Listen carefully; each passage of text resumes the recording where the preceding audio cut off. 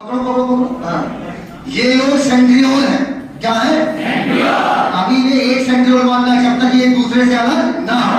आप इन्हें क्या बोलेंगे? सेंट्रियोल। क्या ये एक दूसरे से अलग है कि एक साथ है? पक्का? Let us suppose this class is a cell. सभी लोग प्लाज्मा मेम्ब्रेन टेस्ट करें सेल की। अरे उधर है, उधर वाले तुम लोग साइटोप्लाज्म में पड़े हुए हो। ये हमारी वैक्यूल्स है। और लड़के हमारे माइटोकॉन्ड्रिया हैं। और हम हैं क्रोमोसोम। हम क्या बनेंगे? इस समय मैं न्यूक्लियस के अंदर हूँ बेटा। तो बेटिया क्या तुम लोग हमें देख पा रही होगी? बोलो। न्यूक्लियस के अंदर ना मेम्ब्रेन होगी ना, चलो तुम्हें बताया क्या? दो मेम्ब्रेन होती है। बोलते नहीं हो यार। पक्का? चारों तरफ पानी ही पानी। क्या क्या इधर क्या तुम लोग हमें देख पा रही हो? बेटा नहीं देख पा रही हो, क्योंकि न्यूक्लियस की मेम्ब्रेन में छेद नहीं। तब देखो का छापो, देखो अंदर क्या चल रहा है। बोलो बेटा। चिपकी सेंट्रियोल कहां पर है? साइटोप्लाज्म है ना? साइटोप्लाज्म। अच्छा ये बताओ, हम क्रोमोसोम है और इसका मतलब न्यूक्लियस के अंदर बंद होंगे, मेम्ब्रेन के अंदर है ना? इधर ये बताओ, मेरी तरह यहाँ पर मैं तो एक क्रोमोसोम हूँ, यहाँ पर मेरे साथ कितने और क्रोमोसोम होंगे? 22। 46 से शुरू हुए भाई साहब। अरे यार, एक सेट लिया कि दो सेट लिया? हाँ, दो सेट से शुरू किए हो ना? कहो तो एक सेट से दिखा दे। मतलब नहीं पता, दो सेट से तुम्हें तुरंत ग्रिप में आ जाओगे। है ना? दो सेट है पक्का? आप मुझे अच्छे से बताओ, इसमें दो सेट है तो मेरा कहीं ना कहीं होमोलोगस होगा, कहीं जोड़ियां बनेगी। टोटल क्रोमोसोम यहाँ पर कितने हुए? न्यूक्लियस है पूरा। क्या है? न्यूक्लियस। पक्का? टोटल क्रोमोसोम होंगे 46। एक क्रोमोसोम के पास कितनी क्रोमैटिन? एक। इस समय क्रोमोसोम होगा या क्रोमैटिन थ्रेड होगा? क्रोमोसोम अभी नहीं बनता। इस समय क्रोमोसोम किस रूप में होता है? Chromatin thread. कहा था जब सेल डिवाइड नहीं करती है तो धागे जैसे दिखते हैं ना, बाद में ऐंठ के रस्सी नुमा हो जाते हैं, छोटे और बोलो यार, बैठे हो लोग गांजा फूक के। बताओ ना बेटा, ये बताओ टोटल यहाँ पर इस समय क्रोमोसोम कितने? हर एक के पास क्रोमैटिन। हाँ, सभी लोग एक क्रोमैटिन वाले क्रोमोसोम बन जाओ। बन गए? बन गए? अब बैठो, हाँ बैठाओ। 46 क्रोमोसोम है, मतलब दो सेट। दो एक सेट का वजन अगर C है तो दो सेट का, और प्रत्येक के पास क्रोमैटिन कितनी है? एक। वो तुम बोल देते हो, लेकिन इस समय क्रोमोसोम क्रोमैटिन थ्रेड के रूप में है। ये बताओ, धागे और रस्सी में कौन आसानी से उलझ जाएगी? इस समय मान लो, इधर देखो, इधर मान लो इस समय क्या होगा? 46 क्रोमोसोम होंगे। 46 क्रोमोसोम होंगे। खड़े हो जाओ, खड़े जल्दी से। एक हाथ ऊपर करो। एक 46 क्रोमोसोम होंगे, लेकिन इस समय धागे के रूप में होंगे, थ्रेड के रूप में होंगे, तो आपस में आगे उलझे होंगे। बोलो, आपस में धागे कैसे होंगे? उलझे होंगे। टैंगल मतलब उलझना, टैंगल मतलब उलझना, अनटैंगल मतलब सुलझना। देख के बताओ, इस समय कौन सी फेज है? G1 या G2? तो रिपीट करेंगे। इस समय टोटल क्रोमोसोम कितने न्यूक्लियस में? 46। प्रत्येक के पास क्रोमैटिन, प्रत्येक के पास क्रोमैटिन। एक सेट का वजन 2, एक सेट का वजन C, तो दो सेट का वजन कितना सेट है? दो बता रहे हैं। 2C हो गया वजन। अंत में इसका आपको सर ऐसी बनानी, 46 क्रोमोसोम हो, क्रोमैटिन पर क्रोमोसोम एक हो, C वैल्यू कितनी आए? 2 से, और क्रोमोसोम नहीं क्रोमैटिन थ्रेड के रूप में रहे हो। पक्का? अब बेटा जीवन में क्या हुआ था? आरएनए बना था और सेल मैक्सिमम ग्रोथ करेगी। पहला स्टेप समझ पाई कि नहीं? ये पहले दोबारा। अब एक भी बच्चा अगर देर से आंसर देगा तो ना मानी जाए। ये बताइए, कितने क्रोमोसोम न्यूक्लियस के अंदर है? प्रत्येक के पास क्रोमैटिन। गुड। सेट कितने हैं? तो 2C या 4C? सेल हैप्लॉइड है कि डिप्लॉइड है? हैप्लॉइड? डिप्लॉइड यार, 2 सेट है यार, डिप्लॉइड है यार, पक्का? सेम ऐसी सेल बनेगी तभी माइटोसिस माना जाएगा। सबको क्लियर है बात? आप ये बताओ, हैप्लॉइड डिप्लॉइड क्रोमोसोम की संख्या बताते हैं ना, और सी वैल्यू वजन। इधर देखो बेटा, इधर आरएनए बन गया, हम लोग सब कह रहे हो बेटा, एस फेज में अलग हो गया, सेंट्रल डुप्लीकेशन, आरएनए बन गया, मैक्सिमम ग्रोथ हो गई। अब आप लोग चिल्ला के बोलिए स्टॉप। अब एक बार आप पूछेंगे, एक बार आप पूछेंगे, आप हाँ पूछेंगे, सब लोग चिल्ला बोले यस सर, यस मैम। अब बोलोगे क्या? आगे बोले चेकिंग हो गई, वहां क्या चाहिए बोले, एकदम क्लियर है यार एक बात।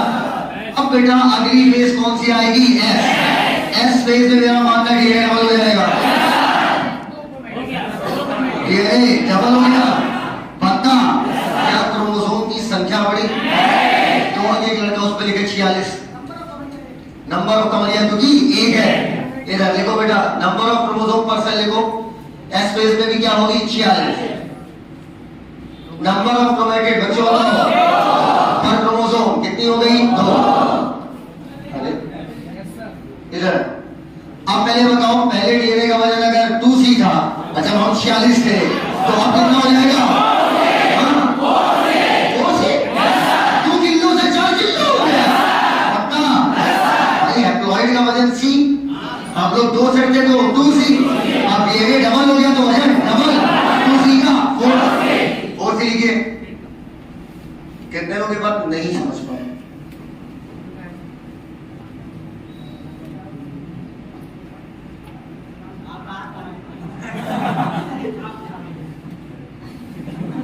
तुम लोग नहीं समझ पाए? बात क्या होगा? अच्छा, क्या यहां तक बात एकदम क्लियर है?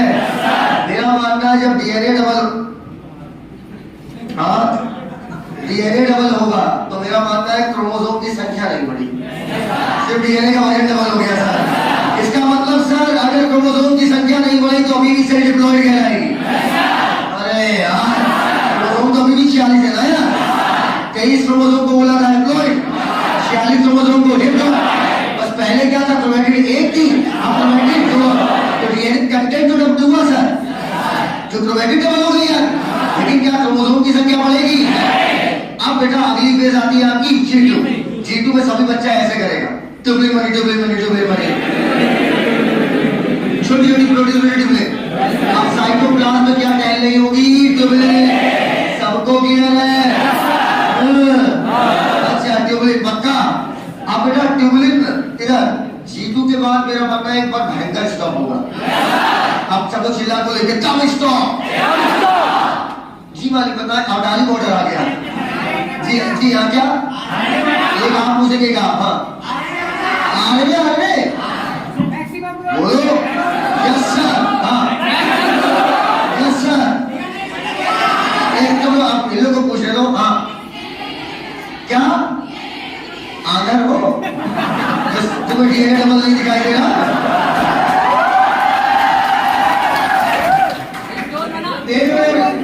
साफ दोनों हाथ ऊपर हुए, डीएनए डबल ही तो हुआ यार।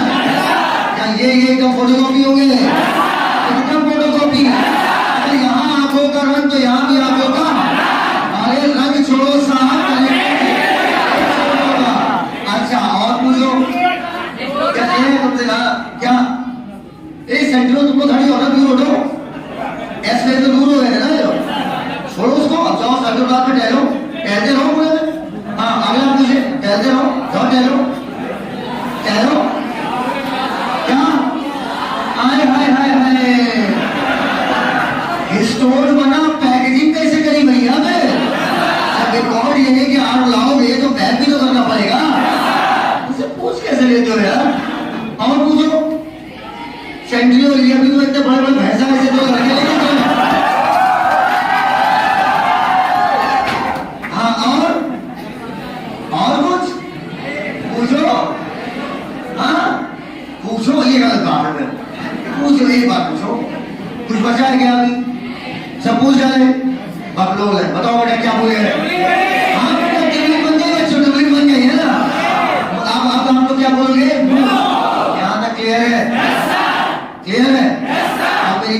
होगा, दोबारा होगा, चमक जाओ। आप बहुत तेज होगा, हाथ नीचे न बैठना नहीं। इस समय धागे के रूप में हम 46 उलझे हुए एक दूसरे में, पता नहीं कहां से जा रहे हैं, कहां से आ रहे हैं ना बेटा। अब आप लोग मुझसे बोलो ना, बोलो सेल साइकिल की इंटरफेस की जीवन, भाई जीवन में एक हाथ पर बस। अरे इस समय क्रोमैटिन थ्रेड है, लेकिन अब क्रोमोसोम जनरली बोल लेते हैं ना। इधर आओ, क्रोमैटिन थ्रेड बोला था ना, क्रोमैटिन थ्रेड को ऐड होकर क्या क्रोमोसोम बनेगा। ये बताओ टोटल क्रोमोसोम कितने हैं? एक सेट में 23, तो 46 में 2 सेट, एक सेट का वजन C, तो 2 सेट का सेट डिप्लॉयड होगी। क्रोमोसोम 46 है, एकदम क्लियर है, क्लियर है। अच्छा, आरएनए बन गया, मैक्सिमम ग्रोथ हो गई। आप कुछ बोलो, चेक नहीं, स्टॉप, फर्स्ट चेक पॉइंट आ गया। पूछो, यस सर, यस सर, आगे बोले। S phase, DNA duplication, chromosome की संख्या अभी भी 46, क्रोमोसोम की संख्या अभी भी 46, मतलब सेल अभी भी डिप्लॉयड है, लेकिन 2 सेट का वजन 2 सीधा वो बढ़ गया, हो गया दुखिया है। अरे अच्छा, अब ये बताओ, हिस्टोन तो अपने का पैकिंग हुई, क्या सेंट्रियोल डुप्लीकेट कर जाएगा? अलग हो जाओ, जाओ साइटोप्लाज्म पे इधर उधर घूमते रहना, रुकना मत, कहीं बार घूमते रहो। अब बेटा अगली फेज आ गई G2, और आप दोबारा बोलो स्टॉप। अब एक करके पूछिए, yes sir, yes sir, DNA duplication, yes sir, centriole duplication, yes sir, क्या, यस सर।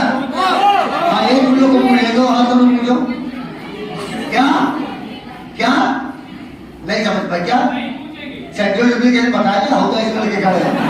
और कोई और कुछ छूट रहा है? हाँ चलो, हाँ क्या, हाँ हाल क्या कर रहे थे पक्का? अगर यहाँ तक सीख जाओ तो आगे बढ़ जाए। चलो बेटा, ये बताओ G2 में क्या क्रोमोसोम की संख्या के साथ कोई खिलवाड़ हुआ था क्या? कुछ भी कुछ हुआ ऐसा? तो सेम वैल्यू G2 में भी उधर आएगी, 46 2 और 4 से क्लियर हो, तभी आप बोलना यार। मेरा मानना है नहीं सीख पाए।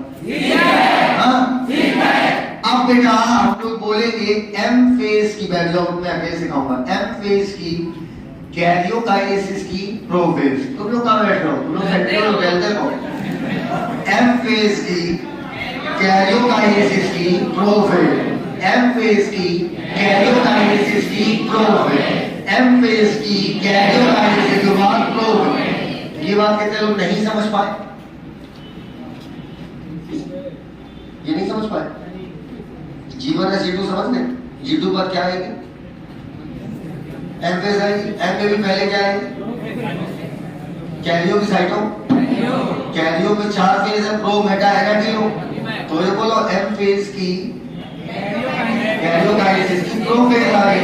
एकदम क्लियर है, आप समझ गए बात को? अब प्रो फेज में क्या क्या घटेगा? ऊपर प्रो प्री प्राई का मतलब पहले, पक्का? ए सेंट्रियोल, तुम लोग किस फेज में डुप्लीकेट हुए थे? हाँ, एस फेज में। जो सेंट्रियोल एस फेज में डुप्लीकेट हुआ था, वो सेंट्रियोल जो एस फेज में डबल हुआ था, वो अब अपोजिट पोल पर जाएंगे। एक पोल उधर होगा और एक पोल इधर। तो ये लोग इधर से और भाग के देखो जा रहे, नीचे से न्यूक्लियर मेम्ब्रेन फट जाएगी। झुकते जाओ, झुकते जाओ। हाँ, हम लोग तो न्यूक्लियस के अंदर है, पक्का?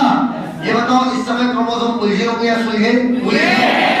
अब प्रोफेज की पहचान ये देखो, कभी सेल पे लिख के नहीं आता प्रोफेज चल कि प्रोफेज स्टार्ट है, ऐसा नहीं होता है। आपने बना दिया कि ये घटना घट रही होगी तो प्रोफेज, ये घटना घट रही होगी तो मेटा, ये घटना तो एना, ये घटना तो टीलो। क्रोमोसोम ऐंठना चालू। जैसे ही क्रोमोसोम ऐंठना चालू हुआ, क्रोमैटिन थ्रेड कंडेंस होने लगेगी, छोटे और मोटे। इससे ज्यादा ऐंठेंगे तो टूट जाएगा। मैं अकेला ऐंठ रहा हूँ कि हम 46 हो, और जब ऐंठेंगे तो छोटे और जितना मोटे होंगे उतना अच्छा दिखेंगे। अब 46 उलझ रहे होंगे कि सुलझ रहे होंगे? उलझ, क्योंकि हम मोटे हो रहे हैं ना, रस्सियां अलग होने लगेगी आपस में। अब सुनो, पूछो कि कब तक ऐंठन चलेगी? ऐसे पूछो कि जो प्रो फेज में ऐंठन शुरू हुई ये कब तक चलेगी? बेटा फेज तक। तो पूछेगा maximum condensation of chromatin thread in, question आया सबसे ज्यादा छोटे सबसे ज्यादा मोटे maximum condensation of chromatin thread कहां तक होगा? बेटा क्रोमोसोम सबसे छोटे सबसे मोटे, बेटा सबसे छोटे सबसे मोटे, बेटा ऐंठन की शुरुआत प्रो से, मैक्सिमम ऐंठन। ओए लड़की ओए, अलर्ट रही हो, क्लास से बाहर फेंकूंगा सीधे। तुम्ही से कह रहा है, इधर उधर देख के उसको मत फंसाओ, तुम्ही से बोल रहा हूं, समझ गई ना? हाँ, इधर आओ, इधर आओ।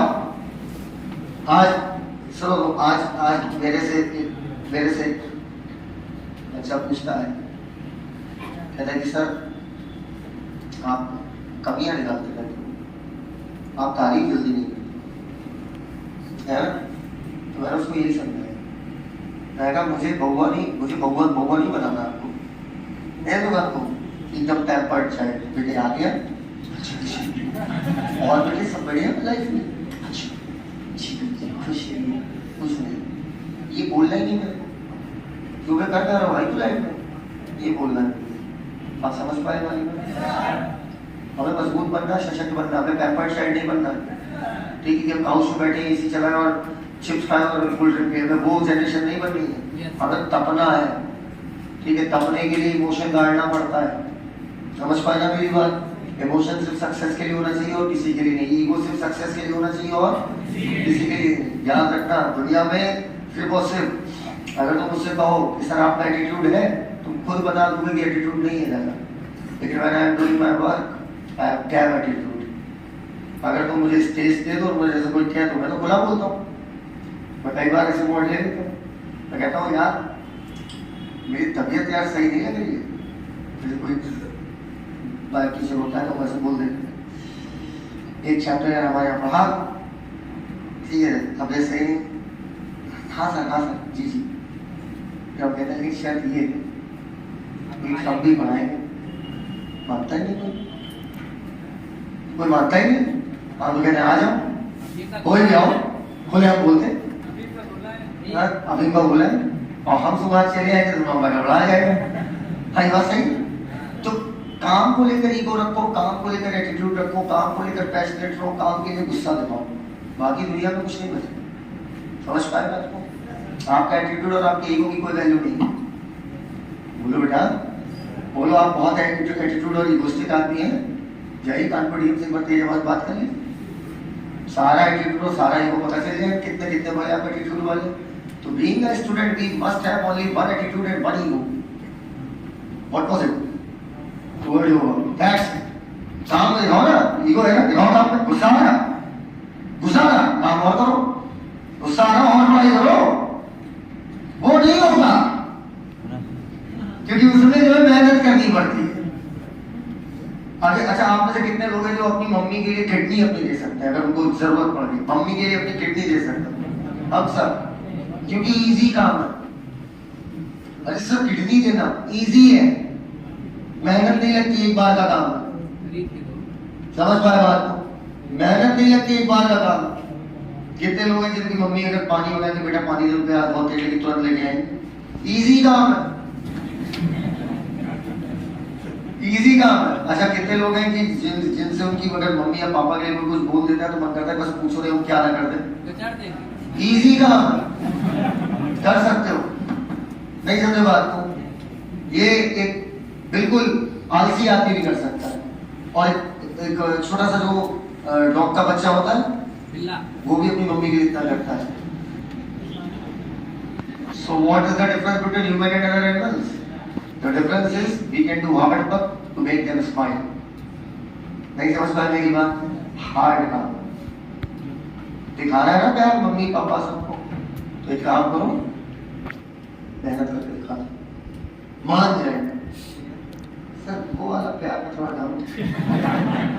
हाँ मैं सीरियसली बोल रहा हूँ, अगर पहले तो इतनी कोई हिम्मत करेगा नहीं, लेकिन अगर मान लो कोई हिम्मत करके मेरे सामने आके मेरी बेटी का बात मेरे से मांग ले, पहले तो करेगा नहीं, मुझे उम्मीद है कोई, लेकिन अगर मान लो वो कर दिया बंदा, ठीक है, मैं उसकी ढेरे मानूंगा, ठीक है, तो मैं उससे एक बात कहूँगा, पूछो क्या किस चीज में इंटरेस्ट है, तो मान लो उसने बोला सिविल सर्विसेज या मेडिकल कुछ भी, तो मैं उससे कहूँगा ये इसने कहा तो शादी कर लो,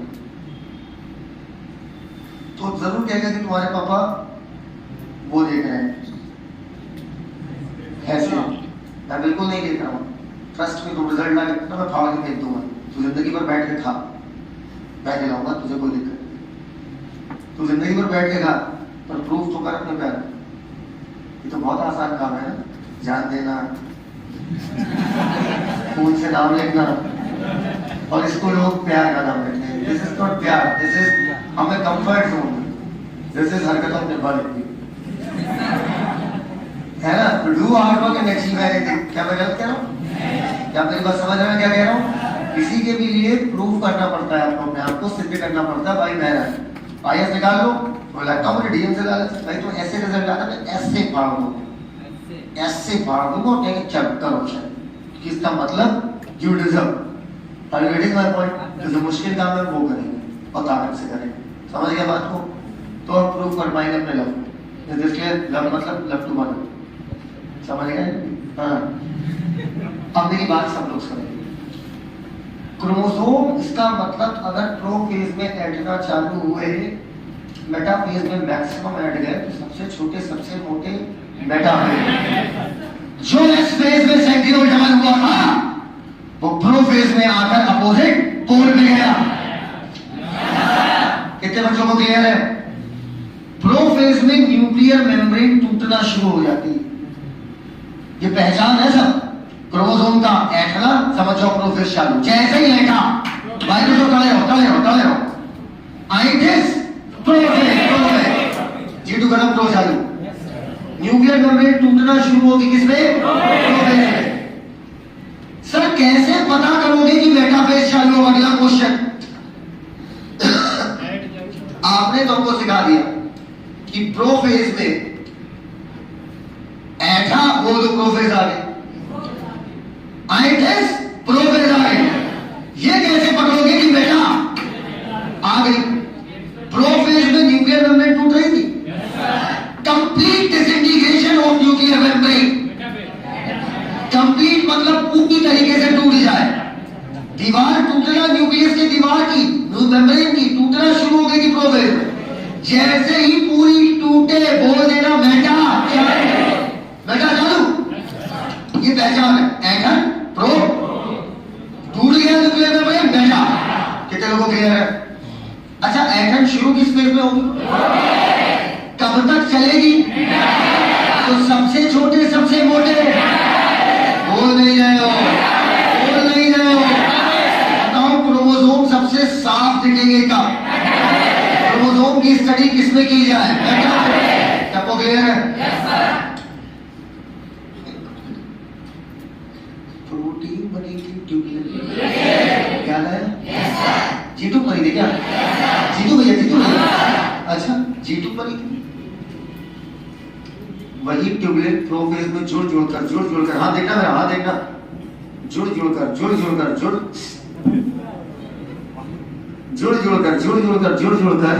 बनाई थी धागे। ये किसमें होगा? प्रोफेज।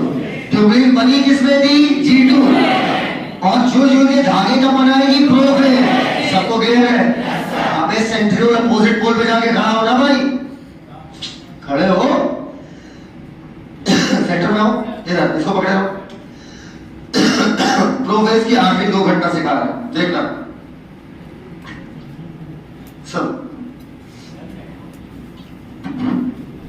बताओ धागे लो, धागे पकड़ना। तुम कब डबल हुए थे? एस फेज में मेरा बच्चा डबल हुआ था। अच्छा, और अपोजिट पोल पर तुम लोग कैसे कब आ गए? इधर वाला कहां? हाँ ठीक है, प्रॉब्लम। उसके बाद में धागा पकड़ा दो। ऐसे एक नहीं बेटा, ऐसे हजारों धागे निकले होते हैं और माइक्रोस्कोप से देखने में लगता है कि तुम तारा हो, तारा, और तुमसे वो धागे जैसे निकल रहे हो चमक हो। क्या हो? चमक। तारों को अंग्रेजी में एस्टर बोलते हैं। क्या बोलते हैं? एस्टर। क्या बोलते हैं? एस्टर। तो सेंट्रियोल और उससे निकली हुई माइक्रोट्यूब्यूल्स, क्योंकि ट्यूबुलिन जो क्या बनाती? माइक्रोट्यूब्यूल्स। अरे ये फाइबर मतलब रेशा हो गया लंबा लंबा। ये क्या है? ट्यूबुलिन का बना हुआ है। ट्यूबुलिन जोड़ते चले जाओ, जोड़ते चले जाओ, माइक्रोट्यूब्यूल बन जाएगी। सब जोड़ते चले जाओगे, धागा बन जाएगा, है ना? तो बेटा तुमसे ऐसे लग रहा है जैसे चमक निकल रही है, और इसे बोलते हैं एस्टर फॉर्मेशन। क्या? एस्टर। पूछेगा एस्टर फॉर्मेशन किस फेज में हुआ? प्रोफेज। इसमें दो चीजें आएंगी, एक खुद सेंट्रियोल और उससे निकलती माइक्रोट्यूब्यूल। प्रोफेज खत्म हो रही है, एंड। प्रोफेज के अंत में बिल्कुल जब एंड हो रही होती है, तो जब हम माइक्रोस्कोप से देखते हैं तो बच्चों सेल ऑर्गेनेल डिसअपीयर हो जाते हैं। सेल ऑर्गेनेल्स बचे हुए, माइटोकॉन्ड्रिया, क्लोरोप्लास्ट, गोल्गी बॉडी, सब दिखते नहीं माइक्रोस्कोप से। इवन बोल रहे भूल जाते हैं, दिखते नहीं। बोलेगा at the end of prophase cell organelle disappear. कितने बच्चे समझ गए? अब प्रोफेज में क्या क्या घटना घटी मैं पूछूंगा।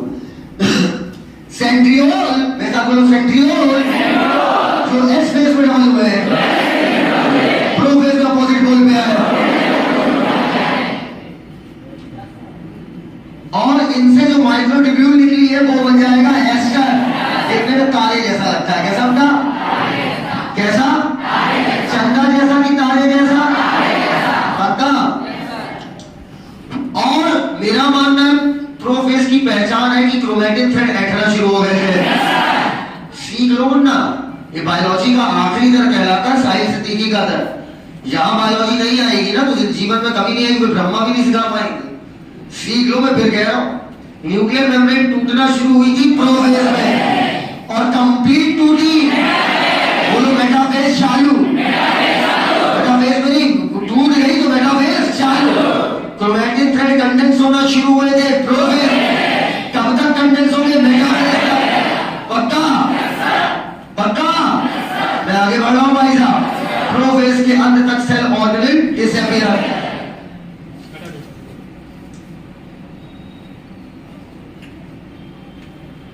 क्रोमैटिन कंडेंस होगा ना बेटा। कंडेंस का 46 रस्सी है तो आपस थोड़ी कंडेंस हो रही है, आपस थोड़ी चिपक रही है। वो तो अपनी अपनी रस्सी से ऐड रही है, तो छोटी और मोटी हो जाएगी, सब अलग होने लगेंगे। आइए इधर प्रोफेज मार्किंग पॉइंट। ना ना ना, जितने लोगों के पास चार्ट नहीं वो सुनेंगे मन से। चार्ट मोबाइल ओपन हो जाएगा, कर लो।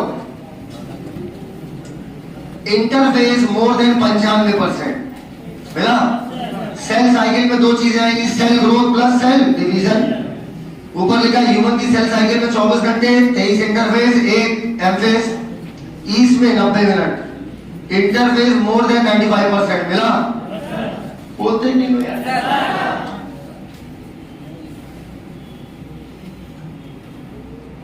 इंटरफेस के नीचे देखो मोर देन 95% नीचे लिखा रेस्टिंग फेज। सेल इस समय आराम कर रही है, सेल आराम कर रही है। सेल इस समय हाइपर एक्टिव है, हर चीज को कवर कर रही है, सेल ग्रोथ कर रही है। तो क्यों लिखा है इंटरफेस रेस्टिंग है? ना तैयारी कर रही तो मेटाबॉलिज्म तो एक्टिव है ना यार, हर चीज डबल कर रही है। ऊपर रुक जाओ, रुक जाओ, मान लो ऊपर देखो, ऊपर मैं आप लोग को पढ़ा रहा हूं, मैं आप लोग को पढ़ा रहा हूं। हर साल 1 महीने के लिए, एक महीने के लिए अलग अलग इंस्टीट्यूट में मैं एक 2-2 घंटे के लेक्चर देता हूं, अलग अलग इंस्टीट्यूट में। मतलब वो इंडियन इंस्टीट्यूट है, 1-1 घंटे के लिए देता हूं, 1-1 महीने के लिए पेमेंट लेता हूं, फ्री में नहीं करता। तो मैं आप लोगों को पूरे साल पढ़ाता हूं, तो आप लोग के लिए इस समय मैं एक्टिव हूं कि रेस्टिंग? उन बच्चों के लिए तो बेटा वो चीज एक्टिव है कि रेस्टिंग है, ये तो डिपेंड करता है कि आप उसका कौन सा काम देख रहे हैं। ये रेस्टिंग इसलिए बोल रहा है क्योंकि सेल एक्चुअल डिवाइड नहीं करी अभी, एक्चुअल डिवीजन होगा एम फेज में। सेल अभी प्रिपेयर कर रही है, इस वजह से उसको रेस्टिंग बोल रहा है। लेकिन बोल देगा मेटाबॉलिक, अबे metabolic hyper active, hyper active का मतलब समझ पा है, बेहद एक्टिव होगी, हर चीज अमल कर रही है। अरे यार interface more than 95%, resting phase कह रहा है। पहली बार सेल रोकी गई, इस वजह से जीवन का नाम गैप 1, पहला गैप जहां पर पड़ा। जहां पर दूसरी बार रोकी गई, इस फेज को G2 बोला, G फॉर गैप 2। जीवन में आरने बना, मैक्सिमम ग्रोथ हुई, ठीक है, बगल नीचे छोड़ दो जो लिखा है, पुलिस वाला रोक के चेकिंग करेगा। एस फेज में डीएनए डबल होगा 2C से 4C लेकिन क्रोमोसोम की संख्या उतनी ही रहेगी। हिस्टोन बनेगा, सेंट्रियोल डुप्लीकेट करेगा। G2 मतलब गैप 2, ट्यूबलिन बनेगी जो भविष्य में माइटोसिस कराएगी। अब उसके बाद M phase, less than 5%, equational division. Equational division क्यों बोल रहा है? क्योंकि पेरेंट और क्रोमोसोम, पेरेंट और डॉटर में क्रोमोसोम सेम। सबसे ज्यादा ड्रामेटिक पीरियड यही कहलाता है, सबसे ज्यादा उछल कूद इसी में होगी।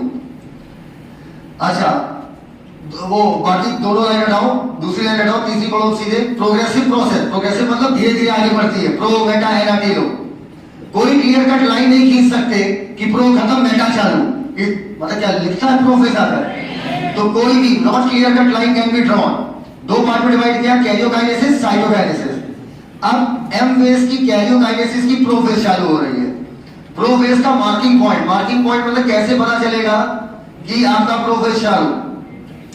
Initiation of chromosomal condensation, chromosome condense होना शुरू हो जाएंगे। कब तक कंडेंस होंगे? मेटा तक। That is chromosome untangle, untangle मतलब सुलझना, क्रोमोसोम सुलझना शुरू करेंगे।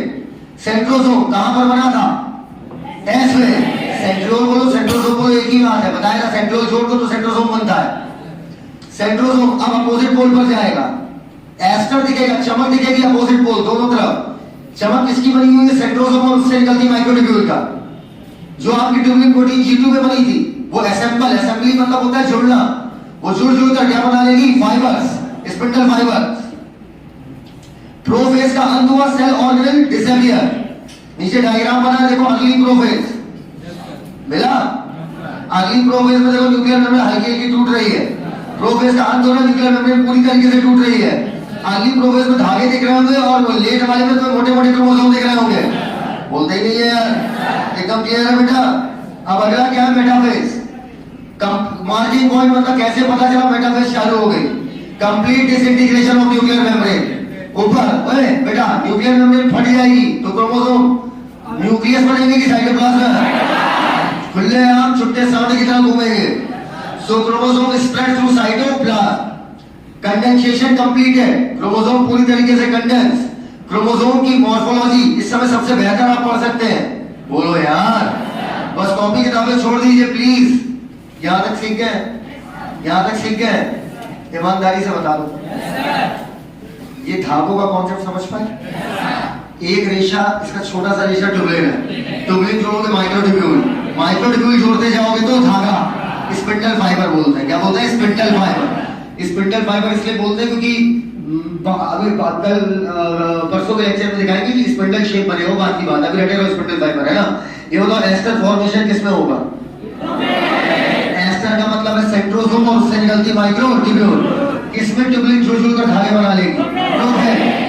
अच्छा ही बताओ, इस सेंट्रोसोम डुप्लीकेट कब हुआ था? ऐसे अपोजिट पोल पे गया था। क्रोमैटिन थ्रेड कंडेंस होना चालू हुआ था। कब तक होगा? मेटाफेज तक होगा। सबको सिखा दे रहा हूं भाई साहब। अच्छा, न्यूक्लियर मेम्ब्रेन अगर पूरी तरीके से टूट गई तो क्या चालू? क्रोमोसोम सबसे ज्यादा क्लियर दिखेंगे। हाँ क्या? मेटाफेज। अगला ये बताओ, धोखा मत देना मुझे। न्यूक्लियर मेम्ब्रेन टूटना शुरू होगी पूरी प्रोफेज के दौरान, क्रोमैटिन थ्रेड और छोटे होने लगेंगे, क्रोमोसोम बन रहा होगा, है ना।